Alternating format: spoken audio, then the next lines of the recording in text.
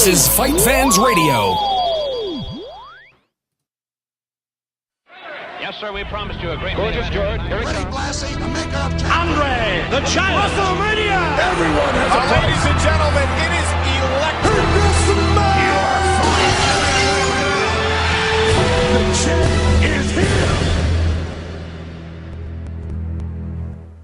here. What's up, everybody? It's me. I'm back. I'm okay. I'm not dead. No one killed me. I'm still alive. I haven't been those motherfuckers on the internet, the haters that I have on the internet, have not gotten to me yet. I'm still here. I am joined by the dude who went through hell on Sunday night, the Roth. What's up, man? How are things with you 2 days after what was probably one of the shittiest experiences of your life? It wasn't like here's the thing. It wasn't like horrendous. I kind of feel bad.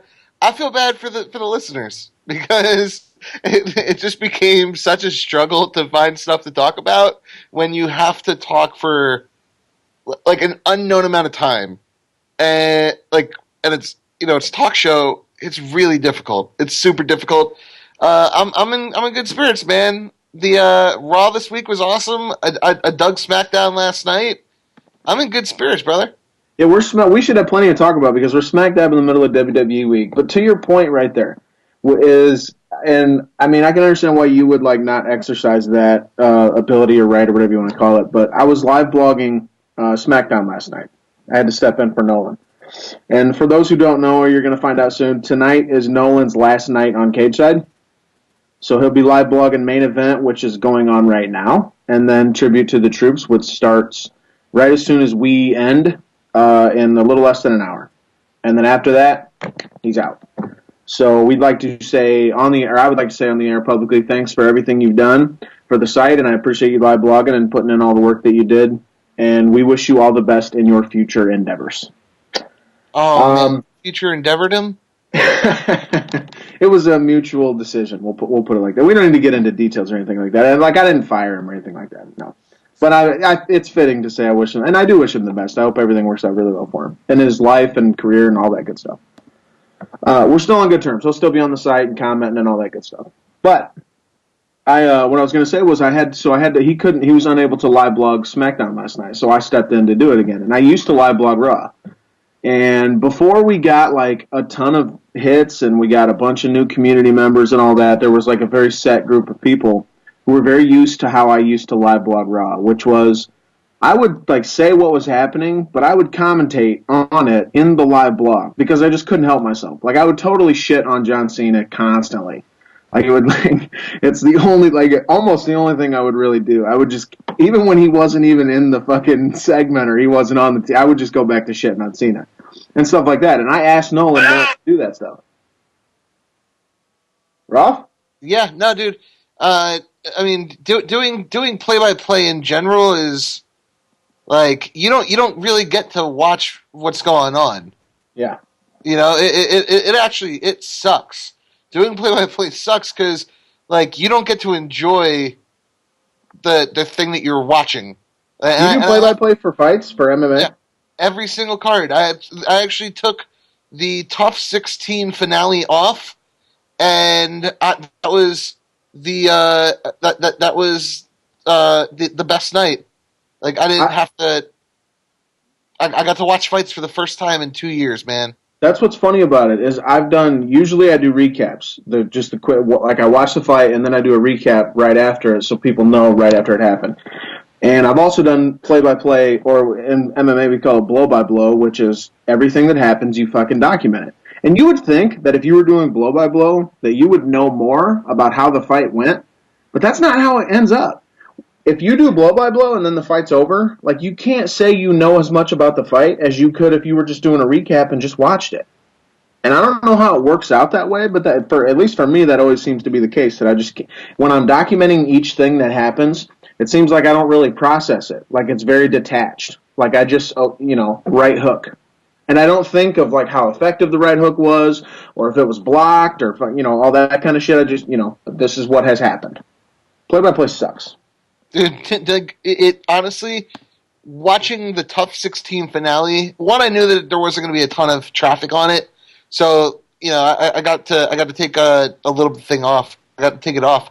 But dude, what was it? I keep going back to it, and I talk about it all the time. But last New Year's Eve was the worst for me because I did all the results posts, like the immediate results post for Bloody Elbow, and then had like an hour to kill, and then did play-by-play for the entire Dream New Year's Eve card. Oh man! And so my actual day of work for Bloody Elbow started at like 11 in the morning and ended at like 11 in the morning. It was the most miserable time ever for me. That's too much of anything. Yeah, too much of anything, man. But we didn't get to talk on Sunday, so we did. My original point that I wanted to say was when I was doing the live blog for SmackDown, the matches would come up, and I would be like, I'm not gonna fucking live blog every move. So I actually just said that. I was like, you know what? Like I don't. Like you said, you felt like on Sunday when I was not there, but the podcast is going, well, we said we would have a podcast. So we like kind of have to deliver that. And I was stressed as fuck because it's like, well, I'm not there to do it. And especially it's a pay-per-view and our hits were actually pretty good. And, people were, I guess, in the live blog saying, oh, I'm really looking forward to it. People who had come over from other sites and were like, yeah, this community's cool and, the podcast's going to be fun. Then we were able to do it and it's like, you don't want to ever promise it and then not deliver on it. But at the same time, and I'm doing the live blog, and I'm like, I don't want to do move by move of each fucking, like, it's, like, because when I read the live blogs, I skip that shit. Because it's like, okay, here's the match, here's what happened in the match, here's who won. But I don't need to read that, straight suplex into a counter, fucking schoolboy roll-up. Like, you don't need to tell me that detail. So in there, I'm just like, I'm not going to live blog this like this. And that's what I'm saying. It's kind of funny that you weren't just like, you know what, like, I got no one here with me. Here's a 20-minute quick hitter, and I'm out. Like, I would not have blamed you if you had done that. Oh, man. So I should have done that. Yeah. I should have done that. Because it's ultimately your call because you're the one who's, like, doing the thing. And it's like, everybody's like, we really want it, this and that. But, like, hey, you didn't want this. Like, you didn't sign up for this part. And I'm not going to, like, stretch myself out and kill myself just for something that, ultimately, people are probably tuning out anyway. Yeah, dude. You know what where it went wrong? It was just basically when you talk about something, and again, I'm not the expert on the show. I'm the guy who goes on a rant every so often and makes a funny quip sometimes. That's my role on this show. I'm not the expert. You're the guy who knows pro wrestling. So like, I don't have that ability to really run down a card in the way that like a wrestling fan, a knowledgeable fan would react. I could do that with MMA. I could do that with football, soccer. I can't do that with pro wrestling. So, like, the other JD said it on Twitter, and he said it best. It sounded like I was reading a Wikipedia page. Just straight reading from Wikipedia. Yeah, he was like, it sounds like you're reading from Wikipedia. I'm like, oh, thank God Sergio called in. And, like, Sergio is awesome. I love talking to Sergio. I'm glad he's back. In some capacity, but it was like it didn't work because he didn't see the pay-per-view.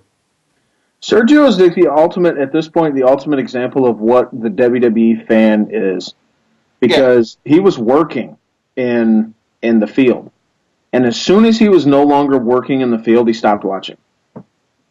Like he follows, like like he's got enough passion left that he'll get on, Cageside, and he'll get on wrestling sites and just keep up with the major stuff. But like he doesn't watch Raw. Like you said, he didn't buy TLC. He didn't bother to go, oh shit, there's a pay. I got to make sure I see this, which is kind of surprising. And if you're listening, Sergio, I'm calling you out because this was fucking Dean Ambrose's debut, man, on pay-per-view. But I hear what you're saying because like you wouldn't be able to sit there and go, okay, here are all the reasons why that match in particular, the Shield versus Team Hell No and Ryback, was like the greatest thing, maybe close to, at least in the running for match of the year, which, listeners, we're going to do that. Breaking news. Next week, on Sunday, I'm going to do a post. I'm going to introduce the category. I think we're going to do 5 awards, just 5. We do Wrestler of the Year, Match of the Year, Event of the Year, Segment of the Year, and there's one more that I can't think of right now.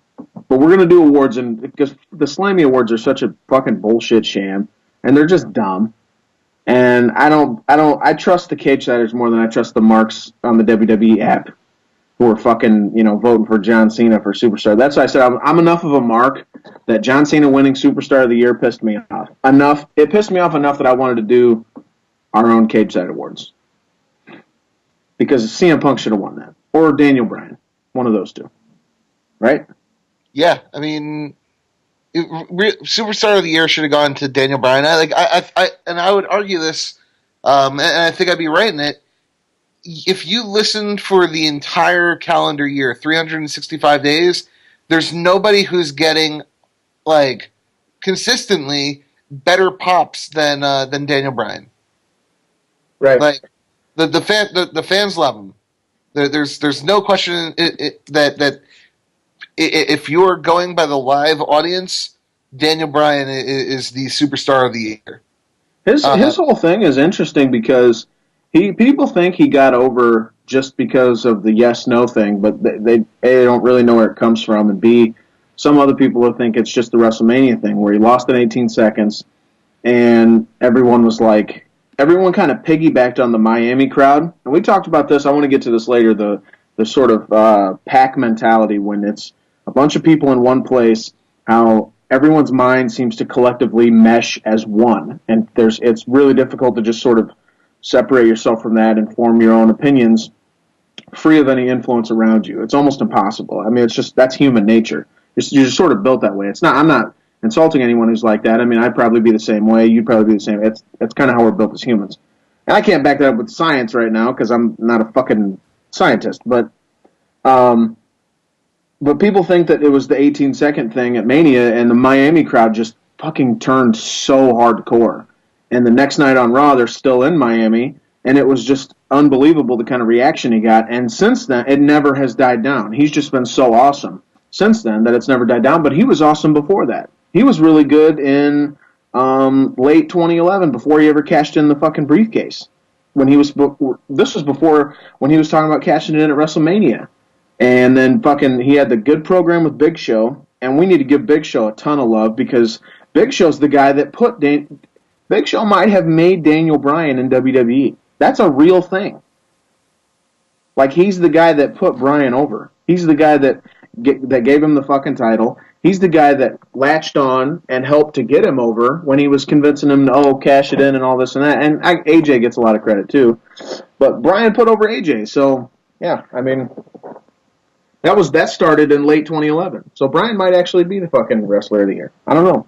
I mean, the obviously the metric that the WWE uses is who draws the most money, and that's merchandise as well as at the top of the card on the headlining match on pay-per-view. But I mean, if you are going strictly by fan reaction, and I don't know what his t-shirts sell, and they're obviously not as much as John Cena's or CM Punk's, but again, live reaction and fan reaction does not lie. They love Daniel Bryan. They love that guy. And they I'm a 27-year-old male, and I think the stuff that Team Hell No does, their interactions are amazing.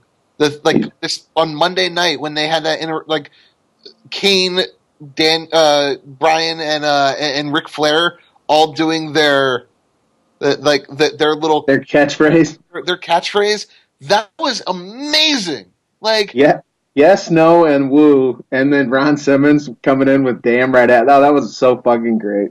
That was incredible, and we're even seeing a little bit more where the video that was released today of this kid wanted to meet Daniel Bryan, and Daniel Bryan showed up to the hospital with Kane and let the kid put him in the no lock and tap him out.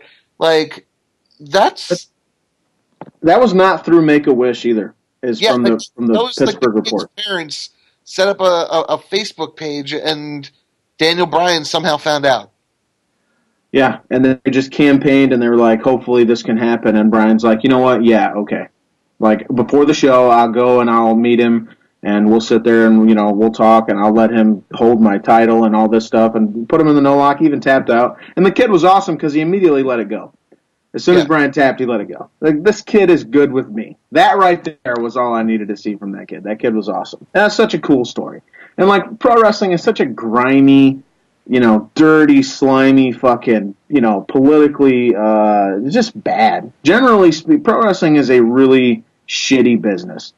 But sometimes there's really cool shit that happens, and it's this. And I'm stoked that, like, this kid as soon as I think it was IRADC. You keep going in and out, brother. You're going in and out, man. Don't tell me my fucking internet's fucking up again. I think it's your internet. So let me talk a little bit and see if maybe that helps you out a little bit. So I mean, the way that I take it, my takeaway with the WWE and Daniel Bryan is the same way as the WWE's treatment of Ziggler, and I think that they're finally seeing the way that the crowds react to him, and the way that people actually enjoy watching him do his thing. Daniel Bryan, he's never going to be a WWE Hall of Famer, I don't think. He'll never be the next Hulk Hogan, but I think that he could be the next Roddy Piper. Like, that one step down. Instead of being, Stone Cold Steve Austin, he's Triple H or Mankind. Still super over. That's a good way to put it. Like, he's kind of that now. That's kind of CM Punk, though, too. Yeah, but CM Punk is, I believe, actively ruined his own star. He is Randy Savage, actually. Like, he's literally Randy Savage. And that includes having the title for an entire year. Am I still cutting out? No, you're good. Okay. That includes having the title for an entire year. Like, it's kind of eerie when you think about it, that Savage was a really good worker, always considered undersized, which was kind of part of his undoing because he worked really hard to get way oversized and ended up looking kind of comically weird. His body type can't support all the muscles that he had. Kind of like a Rey Mysterio, okay, you're small, so you just have to puff up, and then they just look ridiculous. But Savage but super charismatic, was really good in the ring, just had like we've talked about, the it factor that just draws you to him. And you couldn't help but be drawn to him. Punk's kind of the same way.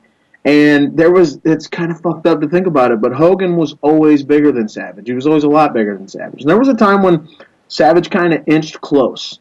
But he did it by kind of latching on to Hogan. And they had a big program with Miss Elizabeth and their whole thing with the Mega Powers, and kind of helped each other. But, Hogan you could theoretically say Hogan's responsible for a lot of Savage's success. I'm not saying that's it. Of course, because, you have to be really good to get to that point. But then Savage held the belt for basically a full year, and then only to drop it to Hogan. Well, look where we are now. Punk's held the belt for basically a whole year, and throughout that time, you can basically say that John Cena is the guy who has been giving him rubs left and right. Oh, here's, I'll lose to you here. Oh, here's this, I'll lose to you here. He's the one that originally put him over. So, just like Hogan helped fucking Savage win the title and helped get him over. So, like, Punk is Randy Savage. Like, their fucking career that's basically what it is. Except he's just not going to last as long after he was at that point. Because Savage kept going for like another fucking 15 years after that. Yeah, I mean, dude, it's an interesting theory. Actually, give me 1 second, okay? Can you keep talking? Oh, yeah. I guess my point on that is over, actually. But no, I guess so that makes Hogan and John Cena the same guy, which totally fucking fits. Good guy on the surface, supposed to be a good guy. Outwardly is a good guy. Is a babyface, is mega over as a babyface, but you hear all the rumblings of the shit backstage. And then now, we don't really hear that from people on Cena. We have before, like with Gabe Tuft, Tyler Rex. He worked as Tyler Rex. He came out, told some stories. John Morrison came out, told some stories. We've heard people come out and talk about John Cena being basically a monster. politically and backstage, and just kind of shitting on people and burying guys and whatever. That's kind of the cost of doing business in the WWE. When you're number one, there's only one spot. The king, there's not room for two people to sit on the king's throne. There's only room for one, and you got to fucking kill some people to stay there. And that's the crazy thing, man. Like, this isn't the Attitude Era where and we've all seen the Stone Cold Steve Austin DVD at this point, I assume, where Stone Cold and The Rock and Triple H and the Big Show, they all talk about how this was a time when they didn't help you out. They didn't tell you, hey, this is how you improve here. Every single person wanted to be in that top spot. And while we all viewed The Rock and Stone Cold and as the top guys, it wasn't that. There's only one top guy. That guy has the belt normally. Yeah, that's how the wrestling business has always been. I mean, the dude with the belt is the dude that makes the most money. That's what signifies you are the top guy, because they give you the title. These days, they give you the title to try to help get you over, which is A, a product of the fact that there's too many shows, B, the product of the fact there's just too many belts, and C, the fact that there's too many guys. And there aren't enough promotions to handle them all. I mean, TNA is a really bloated roster. There are guys you just don't even I don't mind at all that Mr. Anderson hasn't been around for a while, but he's literally, that's a guy that WWE was going to make their world champion, and he can't even get TV time on fucking TNA Impact. There's too many guys running around. There's too much shit going on, and there are way too many titles, and they devalue those belts because they're okay, that was actually a Daniel Bryan thing. They felt like he was over, but he needed that one thing to kind of keep getting him there, and they used the belt as that one thing. They'll take him seriously because we'll put the belt on him. That's not how it works. And then the other problem is that you have different kinds of champions. Right now, if we're really thinking about this, CM Punk is technically a transitional champion, and that's a weird thing to say. Yes, he is. He was always that. But, he's just a super, super long-term transitional champion. That's all he is. That's all he is. And, the people who usually win Money in the Bank are the ones who are the transitional champions. Edge, his first time. CM Punk, his first 2 times. Transitional champions. That's how it usually is. And that's what kind of scares me about the way that they're going to handle Dolph Ziggler, is that it seems like they're about to push him. And they are. You could tell that they're going to push him into the main event scene. Not about to. They're pushing him strong. But he's just going to be a transitional champion.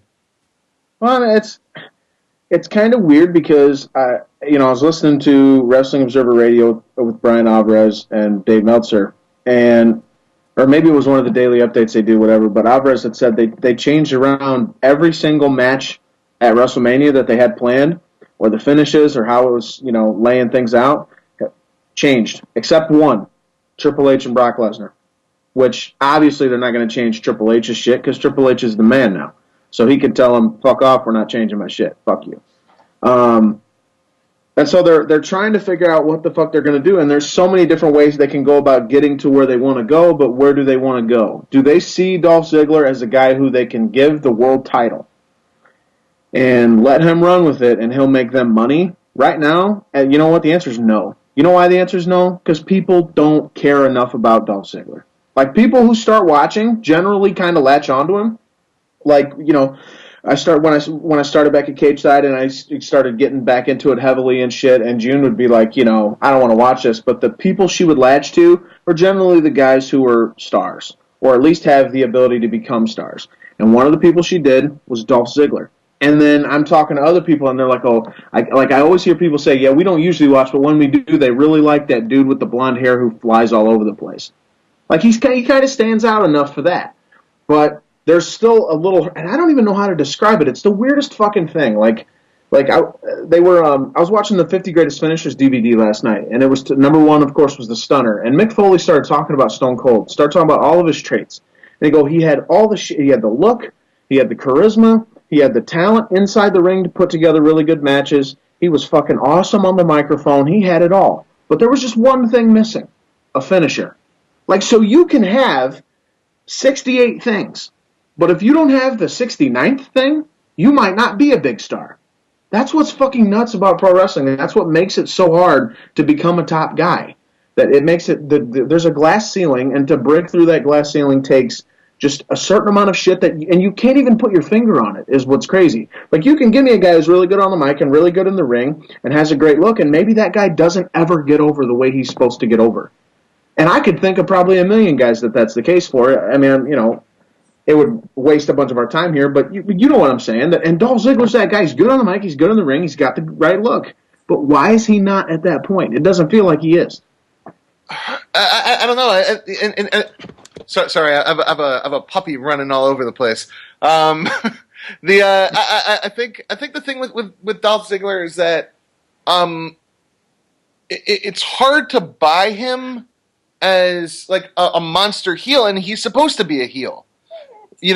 But he's not this monster guy who's wrecking shop and wrecking everybody.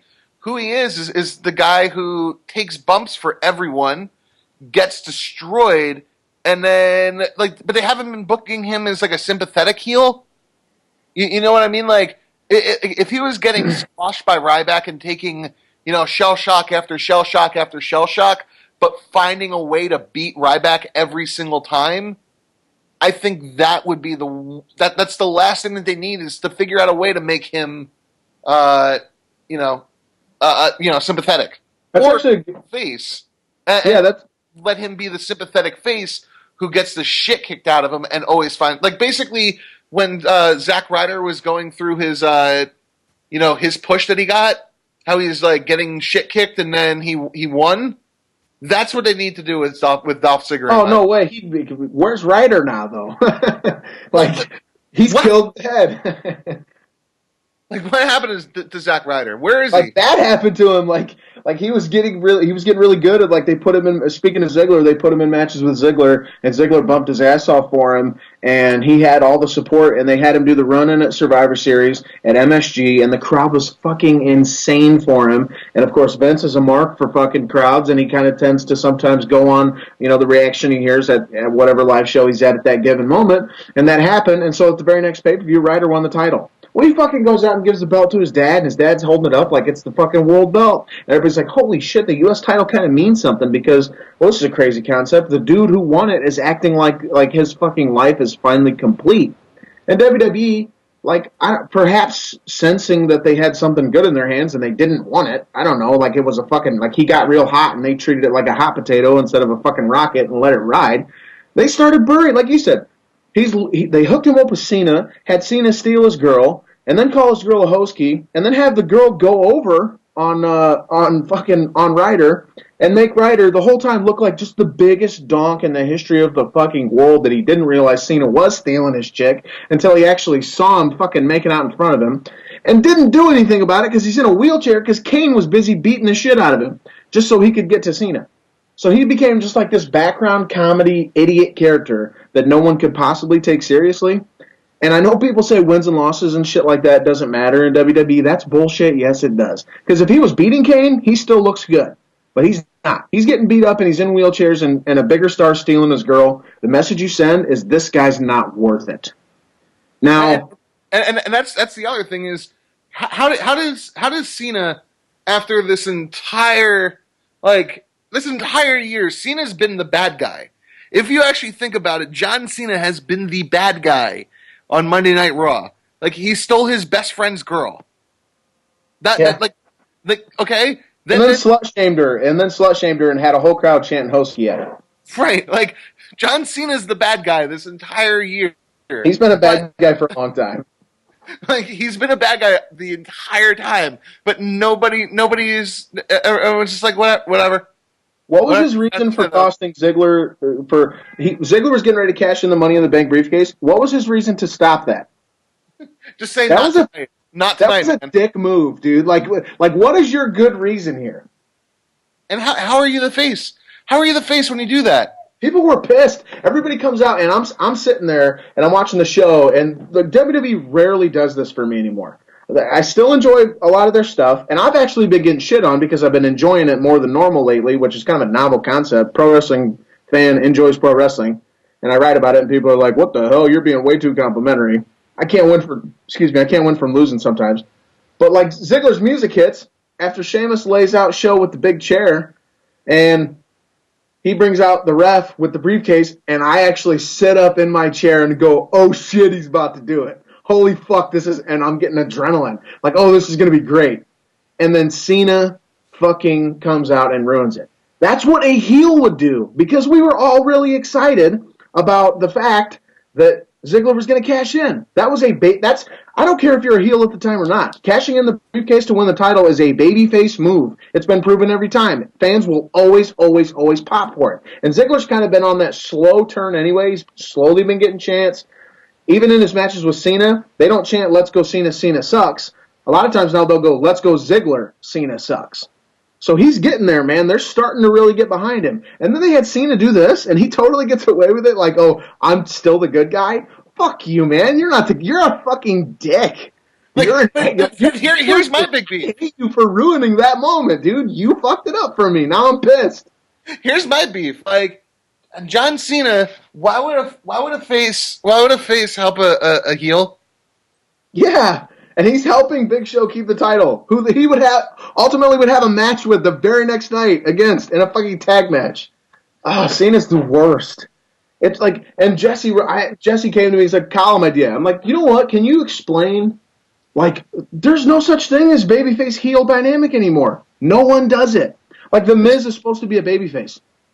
I'm supposed to cheer this guy? He doesn't act like a fucking babyface. Sheamus has for the longest time, and credit. Finally, WWE gets it right, and they deserve credit for the segment they did with Sheamus and Show that led to Ziggler almost cashing in. Sheamus came out, and he went up to Big Show, and he goes, "Look, you beat me, man. You're really good, and you beat me. And I just want to say good match, and at some point I'll come for that title again.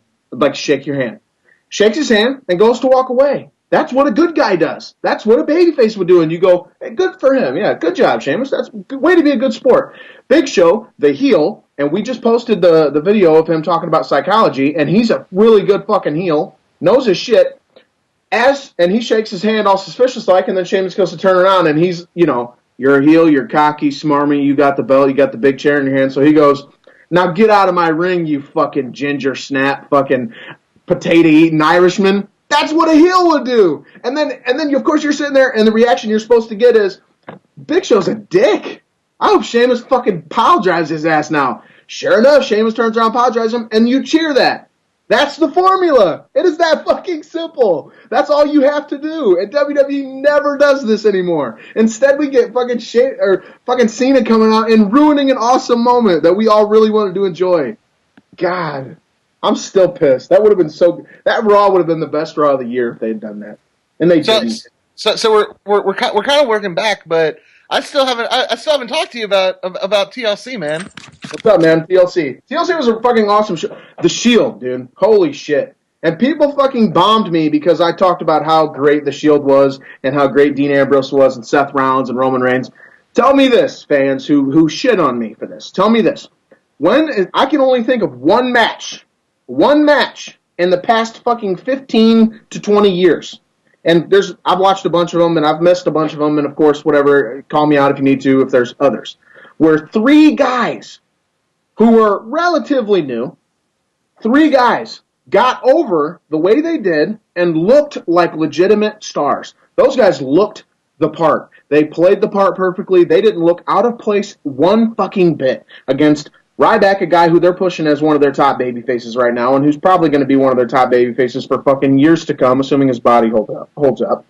And two of their other biggest baby faces, and who've been around forever, Kane and Daniel Bryan. That's one of the best wrestlers out there. One of the best wrestlers in the world. And they're out there fucking going blow for blow and putting together a really good psychological match and looking every bit the part. Roman Reigns was looking really good out there, man. But if you remember, I've been kind of getting I've been getting higher on Roman Reigns every single time I see him. And like that dude is gonna be incredible. Like that spear that he did on Kane through the barrier and the barricade, holy shit! And he's adding wrinkles. Like he's like little stuff. Like he started as the silent killer who was just the muscle, and they're like, "Hey, how come you're being quiet?" And he's like, "I'll fucking speak when I got something to say, motherfucker." And it's like, "Whoa, bud, this guy's a hard ass. What's up?" And then now he comes out and he fucking powerbombs a dude, and he's screaming like a fucking wildebeest. Like he's like a lion in there, dude. And he's like psychotically huge and fucking monstrous. And it's like, dude, this guy's awesome. That's evolution, man. You got to keep growing. You can't just be the same shit all the time. That leads into another point I wanted to say. Just a quick aside. People shit on me. They've been shitting on me a lot lately, if you haven't noticed I've been saying that, about not liking people. Like, I'll like a guy, and they're like, oh, wait a couple months, and then he won't like him anymore. I don't ever just turn on a guy just to turn on a guy. The person in question was Brodus Clay. Brodus Clay started. He did the dance gimmick with the cool music, and I'm like, oh, this is cute as shit. And then he comes out, and he gets to the fucking ring, and he starts, like, calling out spots, and he's like, my bad, and doing a suplex, and I'm like, oh, this is awesome. So then I marked out huge for it, and I talk about that. 3 months later, he's doing the same shit, except he's gotten rid of the cool stuff that I liked before. So I go, this guy sucks. Everybody's like, oh, wow, what are you turning on him for? Because in pro wrestling, as in anything in life, you have to evolve. You have to continue growing as a character. You can't do the same shit without ever getting... It's why Stone Cold in 2001, it's why he turned into the comedy act, where he was doing backstage crazy fucking funny shit with Kurt Angle, because you can't just do the same shit. I can't come out and stun somebody, DTA, and then leave, because eventually people are going to fucking hate you. See Hulk Hogan. And that's back to the original point. That's why Roman Reigns is getting even better, because he's out there now. He's adding little small wrinkles that are going to help them get even more over. I fucking love these guys. And on SmackDown, they're coming in. They're killing Mysterio in the back. They don't even show this. And Sin Cara's like, where is he? They come out with his mask and throw it at his feet. How fucking badass how awesome was that, man? That's the crazy thing. And maybe I'm the weirdo here. But I think at the end of all their careers, the guy from the Shield that we're going to be talking about least is going to be Seth Rollins. Rollins is like the forgotten man here, because I never talk about him. That's what I'm saying. That bump that he took at TLC was fucking insane. I thought he was dead. Yeah, and the way that he wasn't all there when they were trying to walk him to the back. That picture that circulated. You can see his eyes. He's unconscious. Nobody, the lights are on, nobody's home.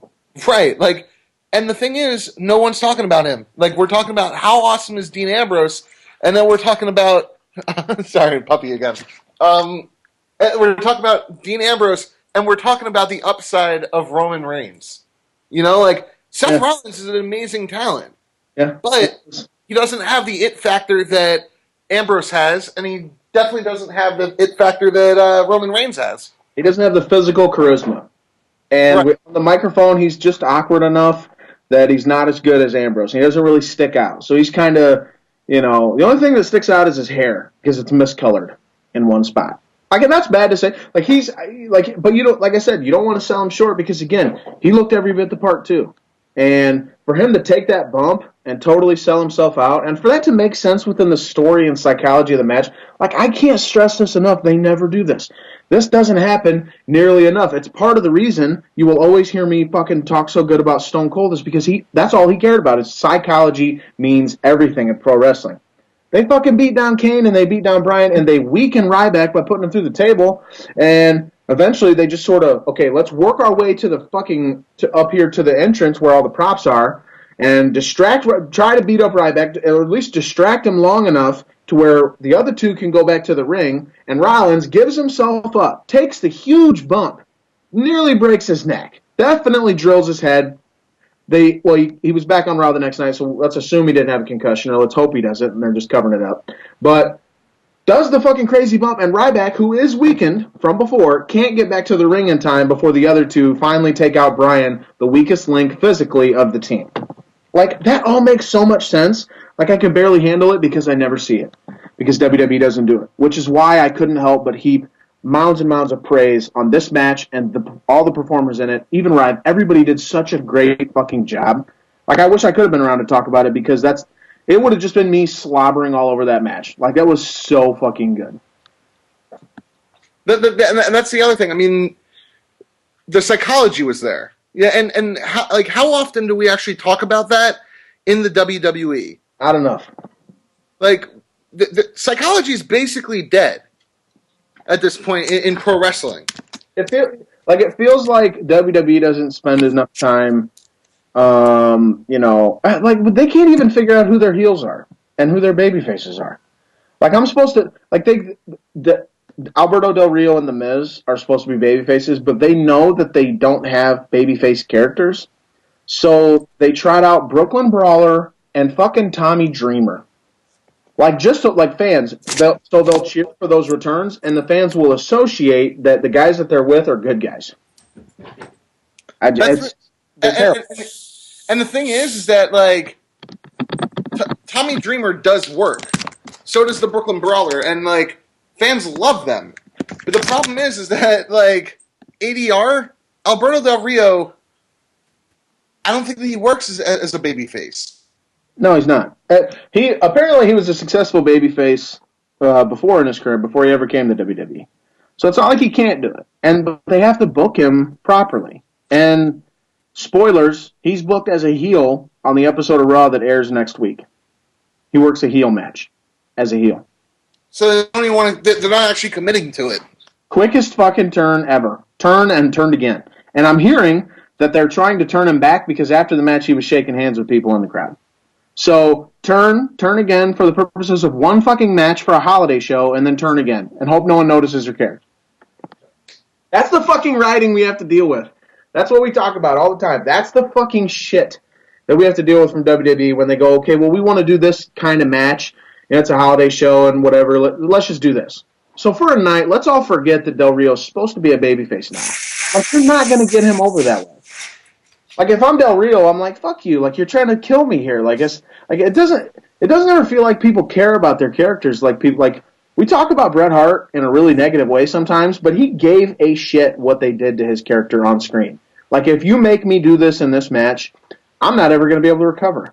Why would I do that? I'm never going to do that. That's crazy. But Bret Hart was also somebody who saw way down the line.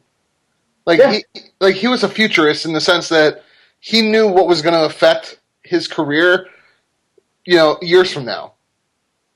Yeah, like he used to talk about Shawn Michaels, like, okay, working programs in 92, talking about me and him are going to main event WrestleMania in the next 5 years. And then in 96, that's exactly what happened.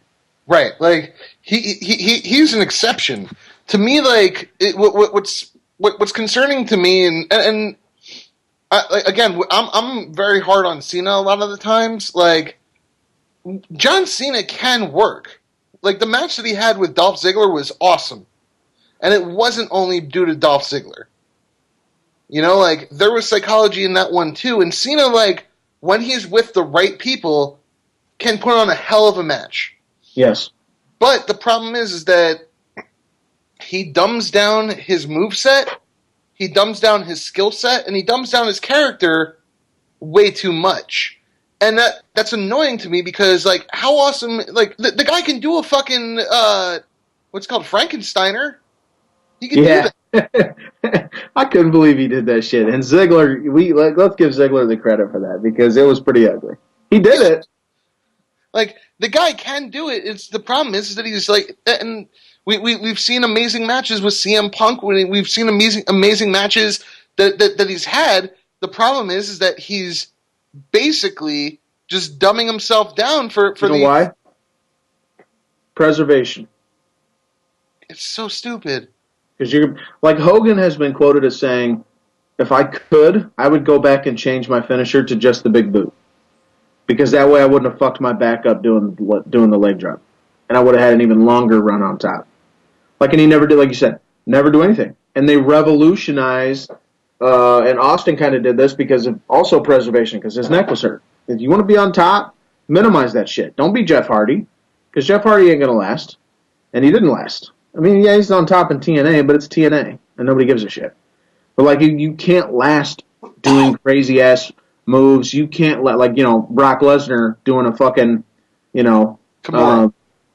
WrestleMania against Angle. Oh, the fucking shooting star press. Yeah, the shooting star. I was going to call it a moonsault, but yeah, the shooting star press, and nearly killing himself. And goes to the back, and I'm sure they told him, you don't need to do that kind of shit, man, because you're over without it. You just don't need to do that kind of stuff, and you're gonna make a lot of money. But if you do that and you almost fucking kill, like he couldn't feel his body, like dude, like we need you. Stop doing that kind of shit. A couple punches and the F5 and go home. That's as easy as it gets, and they're gonna love you. So that's at this point, that's kind of basically what John Cena is. But like I said, we have to give him the proper credit. Dude can put on really good matches. And because he can do a really good match, and he can, like, he can go further than the 5 moves of doom. He's done more than Hogan ever has. Like, and I think that dispels the whole shit. You don't need to be a good wrestler to get over and to be the biggest stars. You don't. And he's actually a good wrestler. Yeah, he's not bad. Like, I wouldn't. I'd say, is he better than The Miz? I'd say he's better than The Miz. Oh, of course. The Miz is awful at everything. The Miz is competent. I'd still say, like, I wouldn't say now. I can't say it because Ambrose and Rollins are now, are now part of the what's called the roster. But I mean, before even a year ago, John Cena, I'd feel comfortable with saying he's probably one of the top 10 workers on their roster. That's a scary thought, but yeah. I mean, if Ziggler's number 1, I don't know. There are a lot of guys. I mean, Bryan's probably number 1, not Ziggler. Like Bryan, Ziggler, Punk are top 3, and then after that, it's kind of a free fall. It really is. It's kind of like everyone after that. Like there's a huge gap between number 3 and number 4. Like even though you're number 4, there's such a big ass gap that you might as well not be number 4. You might as well be number 10. So yeah, it's definitely fair to say John Cena's in the top 10. But again, it doesn't matter. It's not something that's ever been important because he's never had to use or do things. But you know what he has though? He has. He did the crazy shit at like one of the Judgment Day shows with Great Khali. Like that dude managed to have a really good match against Great Khali. Like that happened on a fucking pay-per-view for the world title. And he got it over and did a really good job. It's like we can't always say, oh, he needs, his best match is Shawn Michaels, and of course it's all because of Shawn Michaels at WrestleMania or Triple H or all this shit. That's not always the case. He had a really good match with Umaga at the Royal Rumble. But he had good matches with JBL. Really brutal brawls. Like the dude knows what he's doing. But, he's not the best though. Best. I mean, the only other thing that really stuck out from TLC in my mind. Yeah, those were the 2 good matches. There were so many great matches. Like that to me was a great show. Oh yeah. The Cody Rhodes and I keep forgetting his name, and it's Damian Sandow. The Rhodes Scholars. Like their promo that they cut before their match. They're great. Like that set the tone for the night because you started out with an amazing promo from these guys, basically attacking Brooklyn for being Brooklyn. Yeah. That's kind of a cheap way to get heat, but, if it works, fuck it. And it worked. I mean, I don't know, like, I think that if we're being honest with each other, the WWE is in better shape than they've ever been, as far as talent goes. Not ever, but for a few years now, yeah. For a few years. I mean, here's actually somebody I was thinking about the other day because I was watching some Dragon Gate shows and stuff. What's going on with Evan Bourne? Is he alive? He was hurt for a really long time. He might still be recovering. Remember he had that accident where he fucked his foot up really, really bad? I think he might still be recovering. Even if he's not, he had gotten popped a couple times for the weed that isn't weed. I forget what they call it. Oh, the synthetic weed. Yeah, that shit. It had a name that they were using for it. I can't remember what it was. That's gonna bug me. I can. Oh, it was what do they call it? Spice. Spice. Yeah, there you go. Yeah. So they got popped for that a couple times. Anyway. Yeah. So I don't know. He kind of fell out of favor, and he's been gone for so long that I just don't. I mean, he was his whole shit was he was in the tag division when it was not really being paid attention to. So I don't think he even needs to come back. I don't really care if he does. It's one of those things, man. Like, and he's a solid talent, but Sure. I think, like, where do you see them going forward with the Shield? The Shield. You know, I don't know. I don't know the end game here. I would hope and assume that it still has something to do with Punk and Heyman, and so something like that, I guess. But eventually, of course, that's the good thing about it is you bring them in like this and you get them all over to an extent that people will notice them, and then you figure out a way to branch them off, like Evolution. You know, they're like, okay, what we'll do is Triple H and Flair, and we'll put 2 guys with them, and those guys will get over by association. And then hopefully they can grow as stars away from the group once they branch out and break away, which Orton had to do that early. He kind of got the short end of the stick, and then Triple H just took it upon himself to make Batista a star. Like, there was no question at that point. Triple H is like, it doesn't matter. I'm going to lose to him 3 straight pay-per-views in a row, drop the belt at WrestleMania, one of the biggest manias of all time, and he's going to get over. And then Orton kind of got fucked over in the scenario, but he managed to get over too, and that was a big help. So you bring them all in like this, you put them over, you let them look really good, you let them take guys out, you let them win matches like they just did at TLC, and eventually they'll branch out and they'll all get over on their own merits. I really hope. But you said you think the WWE roster right now is in as good a shape as it's ever been, which I don't agree with as far as ever, but for a long time now. So it's WrestleMania season. Triple H on Raw said, we have not seen the last of The Undertaker. So if the roster's deep, who's the guy that Undertaker will take on at WrestleMania 29? Well, that's kind of a loaded question. Are we assuming that this is the last Undertaker? No. That's 30. I would almost guarantee he retires after WrestleMania 30. So I think we got 2 more matches with Undertaker. Okay. Well, I think his last match, the guy who's going to take the streak, it's either going to be Dean Ambrose or it's going to be Ryback. I can't see Ambrose. I can see Ryback, but I can't see Ambrose. I think it'll be Ambrose depends on what they do with him in the upcoming year. Yeah. If they keep apparently pushing, Undertaker is handpicking his opponent. Right. So if it's somebody who is they're going to take the streak, I can see them putting this year maybe against CM and next year against Ryback. What's funny about the Punk thing is he's worked with Punk before for a world title, and yep. I'm pretty sure he didn't like it.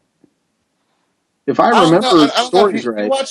If you watch the CM Punk DVD, Michael Hayes claims that the Undertaker liked working, has respect for CM Punk.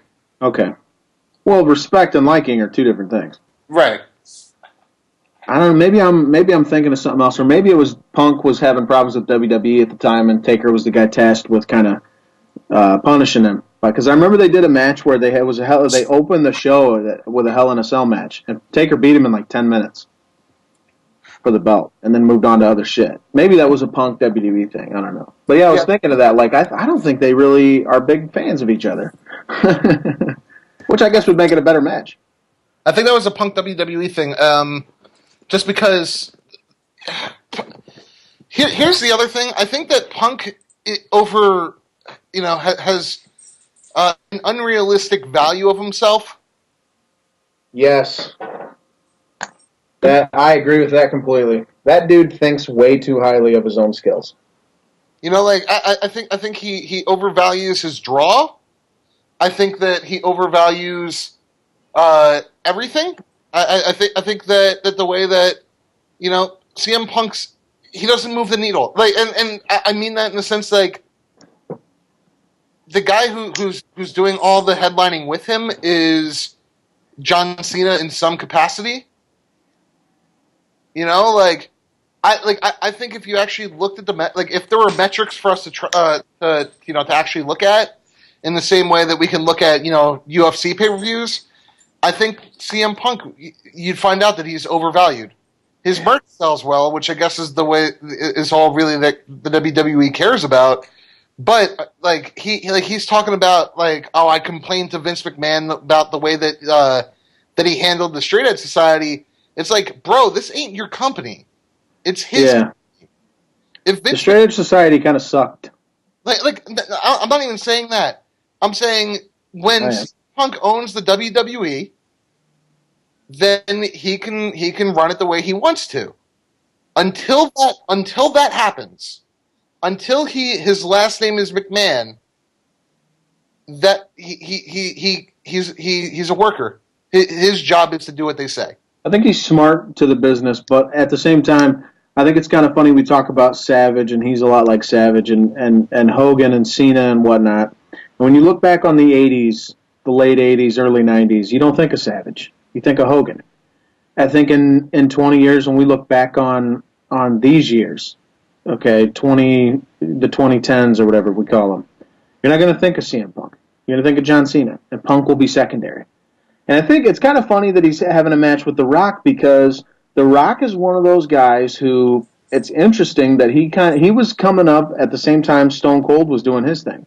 And if you think of the late 90s, yes, you think of Stone Cold, but you think of The Rock as like 1B. So it's like Stone Cold's 1A and The Rock is 1B. Like he got to that point. And I think Punk wants to be that alongside Cena, and he's like working his ass off to get there, and it's just not happening. And it's just so fucking funny to me that he's getting ready to drop the belt to The Rock, so The Rock can then go to WrestleMania and drop the belt to John Cena. To Stone Cold Steve Austin or whoever, or Hulk Hogan or Shawn Michaels. There's only one guy who draws money in the WWE for real, and that's John Cena. That's it. Ryback did pretty good at Hell in a Cell. That pay-per-view did pretty good numbers, Ryback and Punk in the main event. Better numbers than the year before when Cena was in it. Okay, then that's reflective of Ryback then, right? You would think, yeah. So, I mean, the reality is that CM Punk, and I'll say it again, I just said it, but I think that he has he's overvalued his contributions to the busin's. He said that, oh yeah, I've made it better for the guys in the locker room. Show me who's gotten pushed to the main roster and working major pay-per-views in the main event because CM Punk said give him a shot. Because if we believe politics the way that they work, why would he ever say put these guys in the main event? Well, and that's the nature of the business, too, is it's kind of funny that way, is that everyone has to rely on everyone else. Like, you have to rely, your opponent has to sell for you to make you look good, but you're the one going over. So it's this sort of, contract between the two. It's like, okay, you have to, and that itself is an interesting aspect of the industry where just the match within the match of, I need you to sell for me. I need you to really put over my finisher. I need you to act like I just shot you. And that's... Randy Orton had a tweet one time, and he said, you can't have a bad match with Dolph Ziggler. Because Dolph Ziggler makes everybody look like $1 million. Mick Foley used to make everybody look like $1 million. That's people like working with him. Those people generally don't get as over as they should, because when you're making everyone else look like $1 million, you're not looking like $1 million. And so it's this sort of give and take. And so Punk has to think about himself. But, he talks about always wanting to get other people in there, too. Well, how do you do both? It's a really difficult position to be in. But Cena does. Cena made CM Punk. I think we can say that. At least got him. Sorry, I'm getting attacked by a puppy right now. I can kind of hear the dog. What kind of dog is it? Let's talk about this dog before we go off the air, because we're getting ready to get off. What kind of dog do you got? Okay, so it's my friend's dog. She wanted to have dinner with her friends tonight, so I said, "Yeah, I'll totally watch your puppy." And he's now chewing on my computer wire. He kind of looks like Scrappy Doo. For those that watch Scooby Doo and Scrappy Doo, he's Scrappy Doo. No one watches that, Rob. When you were a kid, you never watched Scooby Doo? No, I watched Dexter's Laboratory. Bro, you didn't have a childhood. Bro, I watched Dexter's Laboratory. I watched that good shit and fucking DuckTales. I never watched Scooby-Doo. Scooby-Doo is awesome. Scooby-Doo was awful. But Okay, man, I watch this sometimes, but not enough to remember what the hell you're talking about. But like basically, he looks like a mini pit bull, As and an- he just destroyed my hat, and now he's showing through my computer wire. And that's why you keep kind of going in and out in volume, because you're not talking into the mic, because you're trying to figure out what the dog's doing. As an aside, I watched that fucking. I ran into that page with the 40 greatest dog gifs. How And amazing is that? dude, I spent probably about an hour just like laughing my fucking ass off, dude. So those fucking dogs. Oh shit! I wanted to bring this up to you. Did you see my tweet? That eagle video is a fake. Yeah, that's bullshit. That It's not some fake. fucking trolling fuck on the internet, man. Fucking trolls everywhere on the goddamn internet. Somebody created a video, and they put this out, and it went viral like really fast because it was a crazy fucking video where I think they're on a golf course, and the camera guy looks up, and there's a big ass like golden eagle. And the eagle swoops down and picks up a fucking baby and carries it a few yards and drops it. And we're like, holy shit, a fucking eagle almost just killed that kid, almost just took it away and went flying through the air with it. That's crazy. And then somebody was like, wait, this looks fishy. And it turns out like the shadows don't match up. And there's one point where the kid's flying through the air. And Oh my god, that's the funniest thing, right? When it's in slow motion. yeah, where the kid's going like he's being held, but the eagle's nowhere near him anymore. And it's like, oh, this is awful. That would have been the coolest fucking video of the year. See, Fucking here's trolls on the thing. internet. Here's the thing. It may have been a hoax, but it still scared enough people that I believe it could happen. Like I think like parents now need to worry about eagles. Well, like I read that eagle, that particular type of eagle, doesn't even reside in North America. On the golden eagle? Yeah. Yeah. Like, and I don't know that because I'm not an expert on animals, but like that's what I read. And I'm like, that's fucking fun. But people are going to see that video and go outside and see a bird and be like, don't fuck with me. Like watching their back just for a fucking eagle flying around. Like, that's awesome. But as a parent, like, you never signed up for that. You never signed No. up to have to protect your kid from fucking eagles. That'd be the most terrifying thing. Like, it'd be Like- so bad. Like, I need to worry about an eagle swoop and murdering my kid. Also, let's say, like, when I grew up, I'd be telling everyone about that. I go to bars and I'd be like, "Oh, hello, ladies. Maybe you've heard about me. I was a person who survived an eagle attack." Maybe you've heard about me. That's a good... Normally that's a dick opener, but that's awesome when you follow it up with that. An eagle almost killed me. I survived an eagle attack, and like, panty dropper. That's a panty dropper. Like, oh man, you were the kid that almost got murdered by an eagle, but somehow survived. Yeah. Oh, that's fucking... like, or you could just flip it and be like, he wasn't trying to kill me. He just wanted to fucking hang out. But I was like, nah, man, drop me. I'm cool. I'm golfing.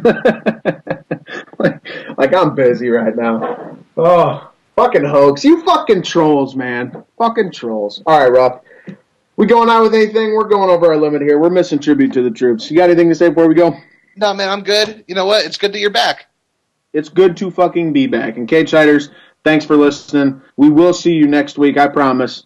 Same Cageside time, same Cageside channel. Later. Bye, guys. Yes, sir, we promised you a great Gorgeous George. Here we Ready, go. Blassie, the makeup champ. Andre, the Giant. WrestleMania. Everyone has a price. Ladies and gentlemen, it is